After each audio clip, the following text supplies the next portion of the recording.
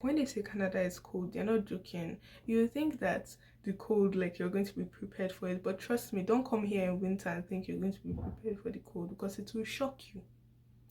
It will be so shocking. Hi guys, welcome back to my channel. It's Jennifer here. If you're new here, how y'all doing? Today I'm going to be doing a highly requested video. Like the number of requests, I have never gotten any video this requested in my life before, like in my entire YouTube career. Never. So I'm going to be talking about like my admission process and like schooling in Canada and all, like everything I know about it. I'm going to be telling you guys. Quick disclaimer, I actually used an agent, so I don't really have hands-on experience on the whole application process, but I'm just going to tell you things that my agent told me to get and like things I had to do and stuff. First thing I'm going to start with is your application process. So before you apply, things you need to know is if you're applying to like a Canadian university, for my university, I didn't need like any English proficiency test. Those two, I don't know if there are others, but those two are like the most popular ones, I think.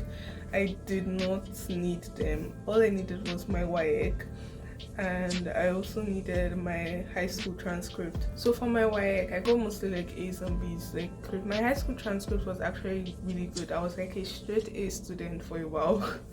I don't think you necessarily have to be like a straight A student to get into a school here though.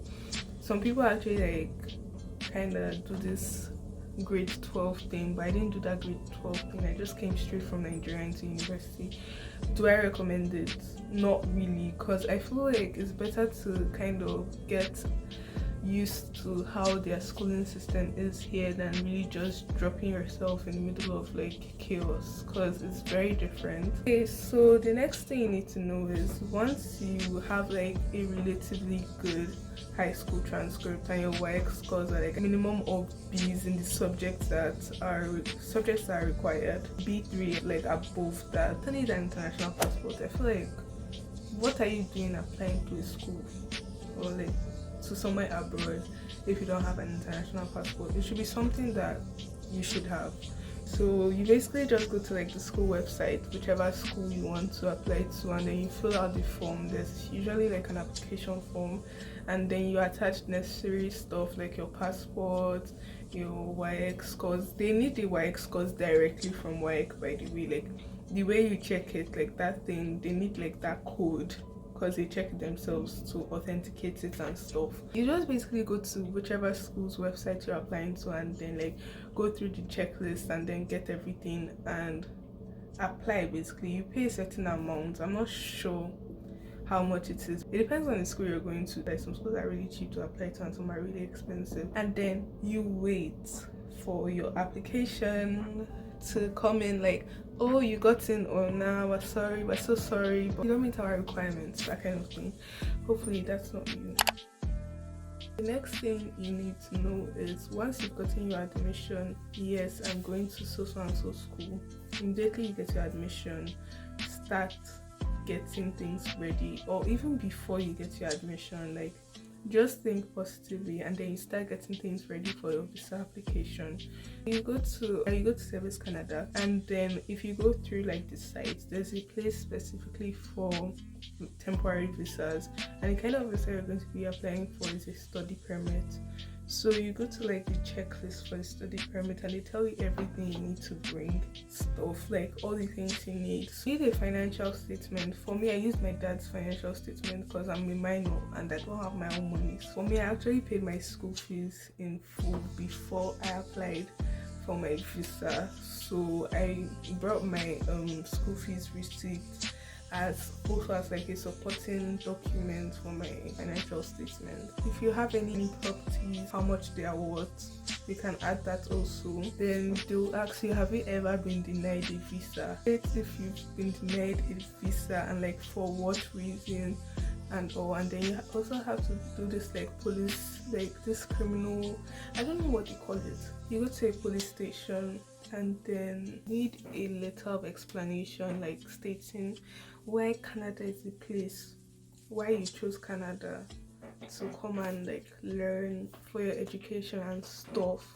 Write a good letter Like honestly, just write a good letter. And then there's also this form you fill too. You get it off of the Service Canada website.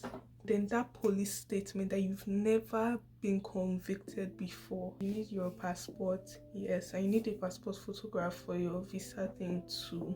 There's like a specific sizing. You just go to any photo shop and tell them that you need this passport for Canadian visa, for US visa, or for wherever you're going visa. You also need your letter of acceptance. That is extremely important. So before like this whole visa processing thing, I don't know, I think it depends on the country you're coming from. If you're coming from Nigeria, you have to do this medical test.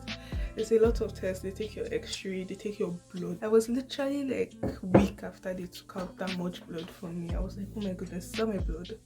Like the woman just kept on going. I was like, stop now, stop. But yeah, they take your blood too. And you also do this urine test, and you run a bunch of tests, like, and then if you're cleared, like medically cleared, you also like get this paper, and then I think they send it directly to the Canadian embassy too.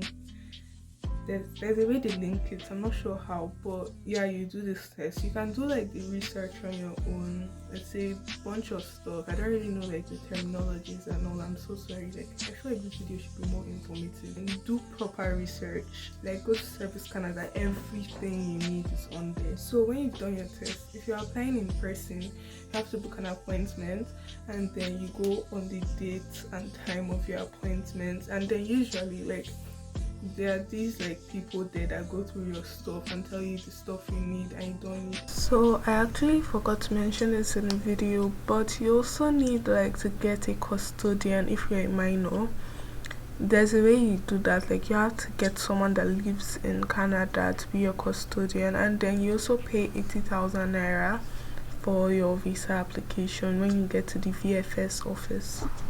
And they just removed like a bunch of stuff that we did not need. I feel like going in person is actually kind of better than doing it online, because online you just basically put whatever it is that you think you need, and you might not actually need it, and it might actually end up like contradicting you, and then you might not get your visa because of that. So just be careful. Do this stuff. I don't know anything about applying online, but I know there's an option to apply online. So you've gotten your visa now. You are preparing to come to Canada. You want to come to Canada. Yes. You've gotten accepted into the school of your dreams, and now you want to start embarking on your journey to Canada. So if you're a minor like me and you're traveling on your own, honestly for me it was so easy because I don't look like a minor. I look like I'm in my 20s according to people, because I'm really tall. So it wasn't that much of a hassle for me. But if you're a minor, you need a letter of consent from your parents, written by both parents if you have two parents, and signed by both of them. Not written by both of them, but like signed by both of them. They didn't check it, to be honest though, but just carry it just in case. And you need your point of entry letter, your passport, your letter of acceptance. That is very, very important. Any other means of identification you have, like a driver's license, have to come in handy. Like sometimes if you're like applying for banks, like a bank account, and other stuff. While you're at the airport, get your social insurance number so you don't have to get it later, because it's a hassle. I actually wrote a checklist here in this book. Oh, this is my cute book, love it.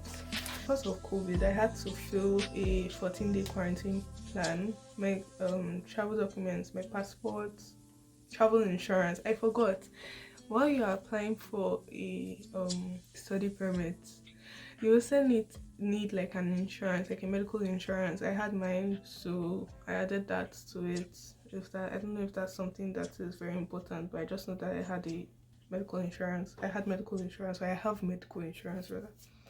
Letter of introduction, which is also known as your point of entry letter. Letter of acceptance. Proof of funds, they may ask for it. Just pray that you meet a nice officer that doesn't stress you out. And you also have to get COVID tested and have a negative PCR test. Honestly, everything I did was like agencies, like most of the stuff I did, I didn't stress I paid money. But the thing is, with all these agents and stuff, expect to pay a lot of money. 2 days before I actually traveled, or 3 days, can't remember, I took my COVID test. thank God, came out negative. Because if your COVID test comes out positive, just know you're not going anywhere, because no airline will accept you. And then when you finally land, like when you get to Canada, you're just going to like go to the first place you go to is customs. And when you get to customs, you need to like go to the custom officer.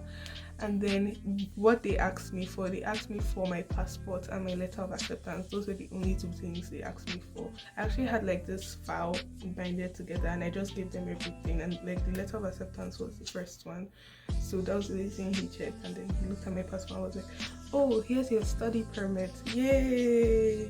Have a nice day in Canada." I was like, "Oh, thank you." For me, while I was paying my tuition, I also paid for my housing. Like I paid for everything. So if you're not going to stay on campus, if you're going to stay off campus, you have to apply for housing. You can apply on Kijiji, Rent Panda. I don't know other places. Those are the two places I know. And then my school also has this off-campus housing specifically for people like in my school. So you can check that out too. And then you just apply for housing. Try and apply on time-ish, so you know you secure the place, and then you sign your lease and everything, and you're good to go. That's it. One, let me tell you some things they don't tell you about coming to Canada. Okay, first of all, like when they say Canada is cold, they're not joking. You think that the cold, like you're going to be prepared for it, but trust me, don't come here in winter and think you're going to be prepared for the cold, because it will shock you. It will so shock you. You'll just be surprised. When you're coming, make sure you layer properly. Like before you get out of the airport, try and have like some clothes that are reachable, some thick clothes like jackets or hoodies or something that's reachable. And then if you can get a winter jacket in Nigeria, which is very, very hard. And I also got boots too before I came. Everything I got them at like a boutique in Abuja. Can't remember the name, but yeah, I didn't get them from Benin, by the way. I didn't get anything from Benin. Pray to God that it's not so cold the day you land. Get ready to be paying tax. You know, in Nigeria, there's nothing like tax. What is tax? I never knew. Okay, I knew what tax was, like whenever I travel out, and then they charge tax on whatever you buy. But here, I did not know that tax was 13% of whatever you buy. Hey, Jesus. What the actual, why? That's basically like most of the stuff.